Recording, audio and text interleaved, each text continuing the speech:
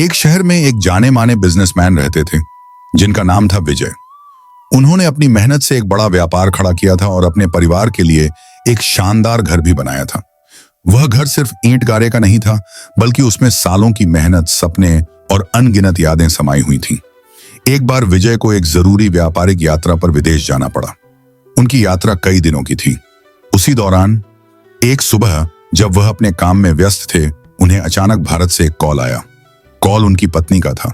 Phone पर उन्होंने सिर्फ इतना सुना, घर, आग, सब, और कनेक्शन कट गया। विजय के पैरों तले जमीन खिसक गई। उन्होंने तुरंत अपनी यात्रा रद्द की और आश और अगली उड़ान से वापस भारत लौट आए। हवाई अड्डे पर उतरते ही उन्होंने सीधे टैक्सी पकड़ी और अपने घर की ओर भागे। जैसे जैसे टैक्सी उनकी कॉलोनी की तरफ बढ़ी और आसमान में धुएं का काला गुबार देखकर उनके दिल की धड़कनें तेज होती गईं। जब वह अपनी गली में पहुंचे तो उन्होंने देखा कि उनके सपनों का घर धू धू कर जल रहा था। चारों ओर भीड़ लगी थी। फायर ब्रिगेड की गाड़ियां आग बुझाने की कोशिश कर रही थीं। उनके परिवार के सभी सदस्य, उनकी पत्नी, उनका बड़ा बेटा और छोटा बेटा घर के बाहर खड़े थे। उनकी आंखों में आंसू थे। विजय ने टैक्सी वाले को जल्दी से किराया दिया और दौड़कर अपने घर के पास पहुंच गए। वह वहीं सड़क पर बैठ गए और फूट फूट कर रोने लगे।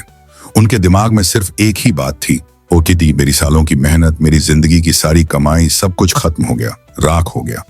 उनके बड़े बेटे ने, जो अपने पिता की हालत देखकर चिंतित था, उनके पास आकर कहा, पिताजी शांत हो जाइए, आपकी तबीयत खराब हो जाएगी। विजय ने रोते हुए कहा, शांत कैसे हो जाऊं, सब कुछ जल गया, हमारी सारी यादें, हमारी सेविंग्स, सब कुछ। बेटे ने धीरे से कहा, पिताजी आपको एक बात बतानी है। आपकी विदेश यात्रा से पहले एक बिल्डर ने इस मकान के लिए बहुत अच्छी कीमत ऑफर की थी। हमें लगा कि यह एक अच्छा मौका है और हमने आपकी सहमति के बिना ही इसका सौदा कर दिया। पेपर वर्क हो गया है और सौदा पक्का है। जैसे ही विजय ने यह सुना, उनके आंसू रुक गए। उनकी आंखें चौड़ी हो गईं। उन्होंने बेटे को देखा और कहा, तुमने यह मकान बेच दिया? बेटे ने सिर हिलाया, जी पिताजी, हमें लगा कि आप खुश होंगे। यह सुनकर विजय के चेहरे पर अजीब सी शांति छा गई। उनका दुख एक झटके में गायब हो गया। अब वह जले हुए मकान को ऐसे देख रहे थे मानो वह किसी और का घर हो, जिससे उनका कोई लेना देना नहीं। वह दर्शकों की तरह उस जलते हुए घर को देखने लगे जैसे कोई फिल्म चल रही हो।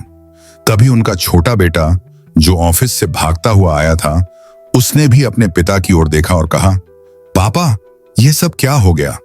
विजय ने मुस्कुराते हुए कहा, परेशान मत हो बेटा, घर हमारा नहीं रहा। उन्होंने अपने बड़े बेटे की ओर इशारा किया और कहा, इसने घर बेच दिया है।